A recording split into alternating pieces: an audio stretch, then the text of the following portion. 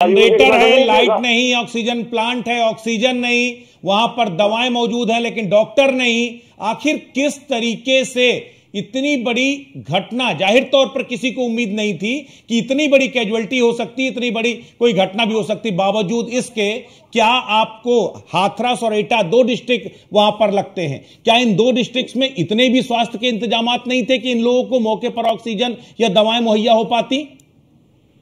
देखिए, जो उन्हें एटा भी ले गए, हाथरस भी, एटा में मेडिकल कॉलेज है, हाथरस में भी जो, लेकिन किसी में कोई स्वास्थ्य के इंतजाम नहीं थे, क्योंकि सबसे पास जो पड़ रहा था वो पड़ रहा था सिकंदर राव का CHC। तो वहां पर ऑक्सीजन प्लांट था, उसके बाद भी कोई व्यवस्था नहीं हो पाई।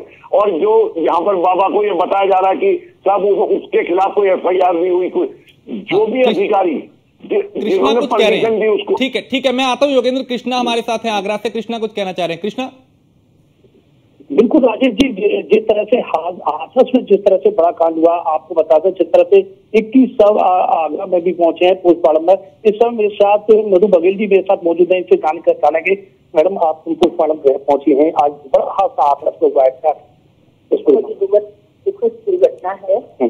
और मैं ये कहेंगे कि जब ऐसे हादसे और इस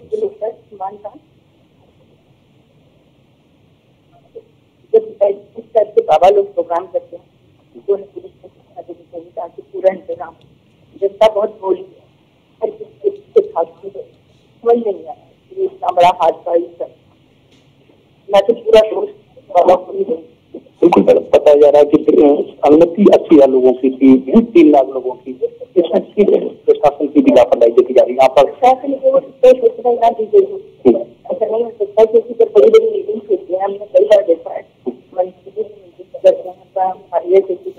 जी भी आते हैं, तो कितना शानदार अरेंजमेंट होता है, पब्लिक को संभाला जाता है, काटा जाता है, कुछ लाइनें बनाई जाती है। देखो, इसमें पूरे इतने बड़े हाथरस मामले में आयोजकों के नाम भी सामने आए, बाबा का भी नाम सामने आ रहा है। अभी तक उसमें FIR न तो आयोजकों के खिलाफ न बाबा के खिलाफ होगा, जरूर होगा। अभी तो कुछ लोगों की ज्यादा जानकारी नहीं लग रहा मुझे तो ऐसा, लेकिन अब पूरी आपकी तरह से खबर तैयार की है तो जरूर होगा। मंत्री जी भी आज शाम तक आ जाएंगे, विधायक जी भी हमारी जो सब लोग जरूर होगा।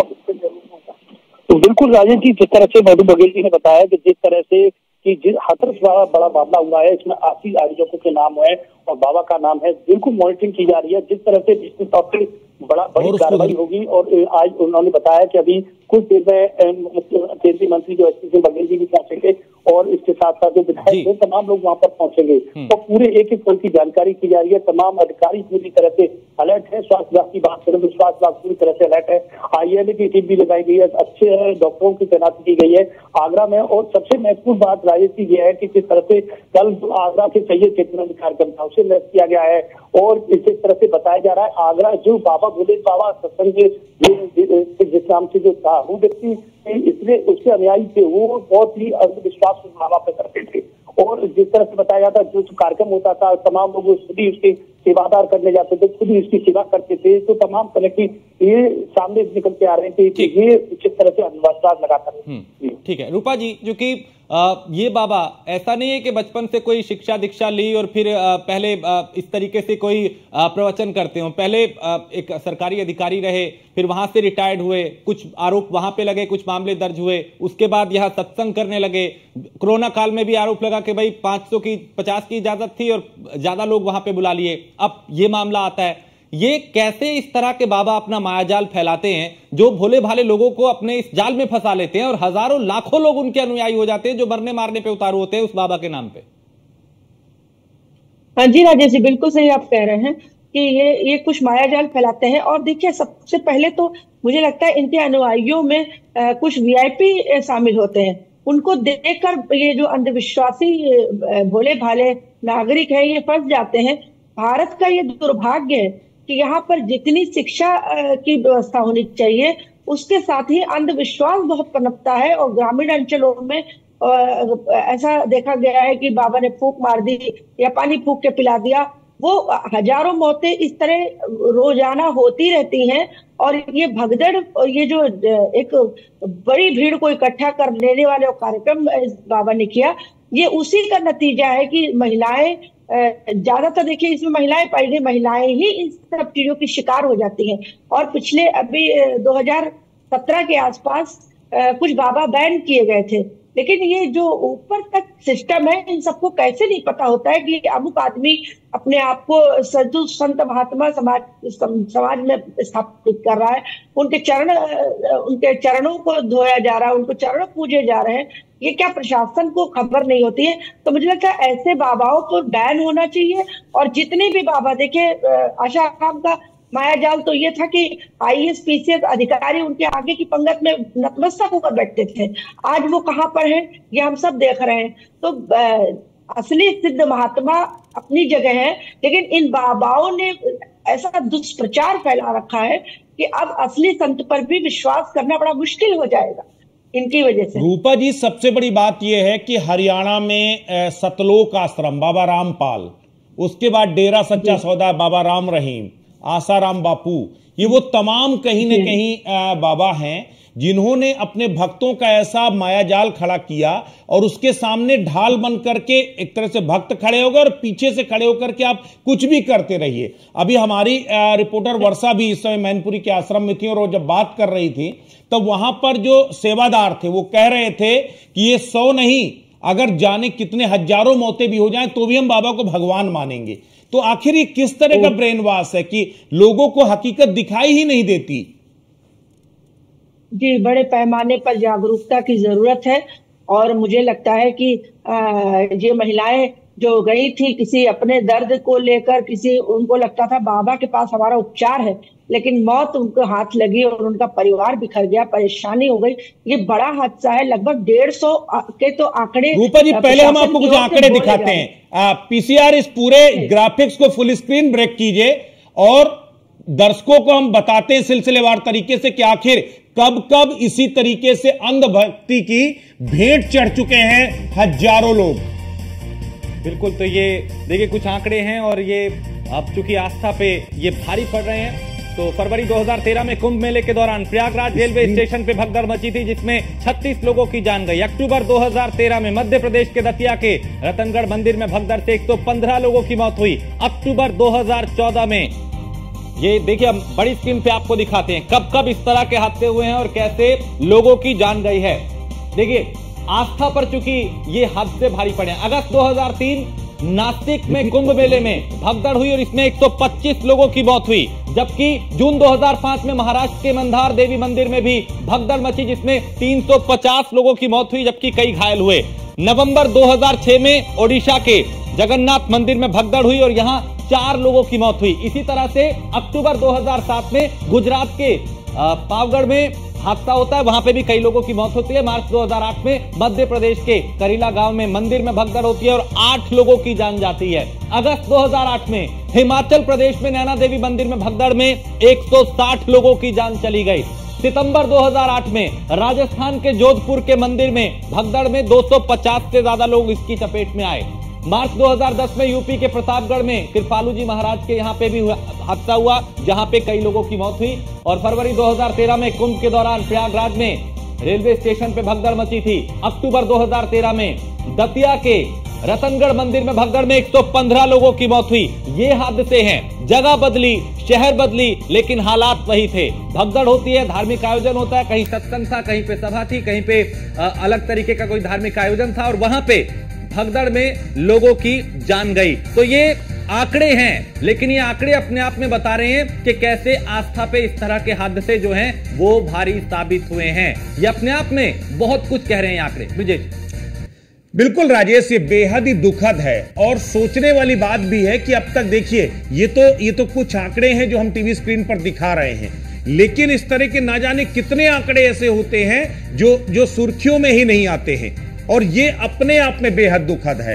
एक के बाद एक आस्था की भेंट चढ़ते जा रहे हैं लोग और सबसे बड़ी बात है बदइंतजामी की भेंट चढ़ते जा रहे हैं। आस्था बुरी नहीं है, हम भी आस्थावान हैं, आप भी आस्थावान हैं, आस्था होनी चाहिए, भगवान पर आस्था होनी चाहिए, लेकिन बाबाओं ने जिस तरह का मायाजाल फैलाया है लोग पूरी तरह दृष्टांत हो जाते हैं, लोग पूरी तरह अंधभक्ति में चूर हो जाते हैं और उन्हें कुछ नहीं दिखता, बाबा के चरण रज दिखाई देते हैं। इस पूरी घटना में भी यही हुआ कि भोले बाबा का चरण रज लेने के लिए लोग दौड़ रहे थे और वो गाड़ी से निकलते चले गए। सेफ पैसेज बना दिया उनके जो सेवादार थे, बाबा के लिए तो सेफ पैसेज बना दिया, बाकी भीड़ को रोक दिया गया। और उसके बाद भीड़ ने जिस तरह भगदड़ मचाई, उसके बाद एक के बाद एक, खास करके जो महिलाएं थी, बच्चे थे, वो काल के गाल में समाते चले गए। बिल्कुल, और बिल्कुल देखिए, क्योंकि आम लोग तो इससे हताहत हुए, लेकिन पुलिसकर्मी भी कुछ घायल हुए हैं। हमारे संवाददाता अतुल ने उनसे बात की है, अतुल को सुनते हैं। हाथरस हादसे में कई सरकारी पुलिसकर्मी भी यहाँ पर घायल हुए हैं, उनसे बात करेंगे। आप वहाँ ड्यूटी पर मौजूद थी? जी। हादसा किन कारणों की वजह से हुआ, कैसे हुआ हादसा? हमारी ड्यूटी मंच के आगे थी और जैसे प्रोग्राम समाप्त हुआ उसके बाद भीड़ निकली, मैं भी भीड़ के साथ थी, महिलाओं के साथ। तो फिर आगे मेन रोड पे आए, महिलाएं गिरने लगी और फिर मैं भी वहाँ पे गिर गई, मुझे फिर पता ही नहीं चला। और भगदड़ कैसे मची अचानक? भगदड़ नहीं मची, भीड़ थी, निकल रहे थे सब, एकदम से गर्मी पड़ी, महिलाएं गिरती गई चक्कर खा के। तो एक के बाद एक के ऊपर एक लोग चढ़ते गए, इसी तरह से ये हादसे का शिकार हुए। हाँ, मैं भी भाई पे गिर गई, बेहोश हो गई, मुझे भी निकाला कई लोगों ने। कितने सुरक्षा कर्मी वहाँ पर तैनात थे आपके साथ? हम फिलहाल महिलाएं तो 4 थी, एक साथ 4 की ड्यूटी लगी और नहीं मालूम इधर उधर। कितनी भीड़ वहाँ पर तैनात थी? 1 लाख से ज्यादा ही होगी भीड़। तो मौत का मंजर आपने अपनी आंखों के सामने देखा है, जिस तरह से एक के ऊपर एक गिरते जा रहे थे। कितना दर्द इस वक्त सीने में? मुझे तो बहुत दर्द है, क्योंकि हमने देखा, मुझे तो रहा नहीं गया, मेरी खुद हालत ऐसी हो गई कि बोल नहीं निकल रहा था, मेरी आवाज नहीं निकल रही थी। कई लोगों ने अपनों को खोया है, कहीं ना कहीं वो दर्द इस वक्त देखने को मिला। हाँ, मुझे बहुत दर्द इस चीज का महसूस हो रहा है कि मैं भी पता नहीं किस तरह से बच गई, मेरी भी हालत ऐसी थी। मैं तो ये सोच रही थी मैं भी इन्हीं के साथ गिर गई थी, उनके साथ ही मैं भी महिलाओं को हटा भी रही थी, फिर पता ही नहीं चला किस तरह से मैं गिर गई। तो आपके साथ 4 पुलिस महिला और थी, कांस्टेबल और थी, क्या उसके अलावा भी वहाँ पर पुलिसकर्मी तैनात थे? कितने पुलिसकर्मी लगभग तैनात थे? काफी थे पुलिसकर्मी, तो फिर भीड़ में फिर दिखाई नहीं दिए, इतनी ज्यादा भीड़ भी थी। भीड़ के हिसाब से पुलिसकर्मी कम तैनात किए गए?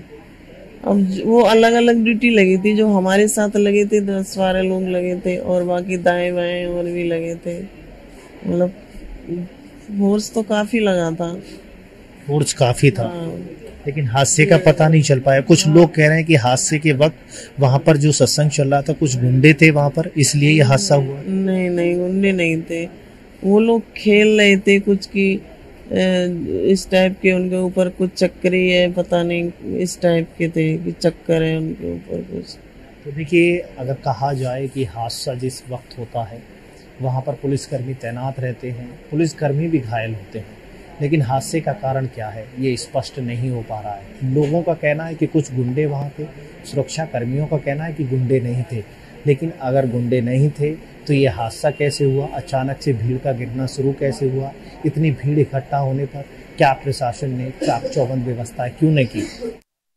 और हाथरस हादसे पर एक बड़ी अपडेट आ रही है। हाथरस के एसडीएम ने डीएम को प्राथमिक जांच रिपोर्ट सौंपी है और रिपोर्ट में बाबा के निजी सुरक्षा कर्मियों को जिम्मेदार बताया गया है। बाबा के काले कपड़ों में तैनात सुरक्षा कर्मियों ने धक्का मुक्की की। ये एसडीएम ने जो रिपोर्ट डीएम को सौंपी है उसमें इस बात का जिक्र किया गया है, यानी प्रशासन अपने ऊपर से पल्ला झाड़ के अब बाबा पे ही और बाबा के जो उसके जो सेवादार थे, उसके जो सदस्य हैं, उसके करीबी, उन पे कहीं ना कहीं जो सुरक्षा कर्मी है बाबा के, उन पे पूरा मामला उन पे ठीकरा फोड़ा जा रहा है। लेकिन सवाल तो सिस्टम पे भी उठेंगे, सवाल प्रशासन पे भी उठेंगे। लेकिन बड़ी अपडेट यह है कि हाथरस के एसडीएम ने डीएम को जो रिपोर्ट सौंपी है उस प्राथमिक जांच रिपोर्ट में बाबा के निजी सुरक्षा कर्मियों को जिम्मेदार बताया है। बाबा के काले कपड़ों में तैनात सुरक्षा कर्मियों ने यहां धक्का मुक्की की, इस वजह से भगदड़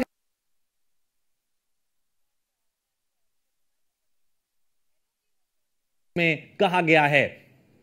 बिल्कुल राजेश, न्यूज में इंडिया वो एसडीएम की रिपोर्ट दिखा रहा है, जिसमें बता रहा है कि आखिर कैसे एसडीएम ने पूरा ठीकरा बाबा के सेवादारों पर, या बाबा की जो प्राइवेट आर्मी है, बाबा की जो प्राइवेट सिक्योरिटी गार्ड है, उन पर फोड़ा है। हम लगातार कह रहे हैं कि बाबा को निकलने के लिए सेफ पैसेज दिया गया था।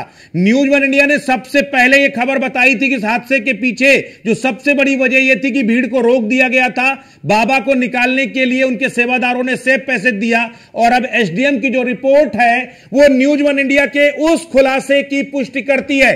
सीधे तौर पर एसडीएम ने जो रिपोर्ट डीएम को सौंपी, उसमें कहा गया है कि जो black cat so called commando जो बाबा की सुरक्षा में तैनात थे, उन्होंने भीड़ के साथ धक्का मुक्की की, उनको रोका, जिसके बाद वहां पर जो है अफरा तफरी हुई और पूरा यह हादसा हुआ और पूरी भगदड़ मची। तो कहीं ना कहीं ये सब कुछ जानने के बाद अब सबसे बड़ा सवाल यह है कि अगर एसडीएम की रिपोर्ट भी कह रही है कि बाबा के प्राइवेट सिक्योरिटी गार्ड्स की धक्का मुक्की के बाद ये पूरी भगदड़ हुई, हादसा हुई, तब भी बाबा को इसके लिए जिम्मेदार क्यों नहीं माना गया? या एफआईआर में बाबा के नाम क्यों दर्ज नहीं किया गया? बाबा के सेवादारों के नाम क्यों नहीं खोले गए? बाबा के सिक्योरिटी गार्ड्स के नाम क्यों नहीं खोले गए? इस तरह के तमाम सवाल न्यूज इंडिया लगातार दिखा रहा है। और सवाल यही कि क्या अब भी लीपापोती करने की कोशिश है? प्रशासन जिसकी जिम्मेदारी थी वो अपने ऊपर से पल्ला झाड़ के सब कुछ अब बाबा के जो सिक्योरिटी गार्ड है उन पे डाल रहा है। सवाल ये कि फिर बाबा पे एफआईआर दर्ज क्यों नहीं हुई? और ये एक्सक्लूसिव रिपोर्ट जो है जो एसडीएम ने डीएम को सौंपी है, वो इस वक्त न्यूज वन इंडिया मैनपुरी के बाबा के आश्रम के बाहर से वर्षा शाही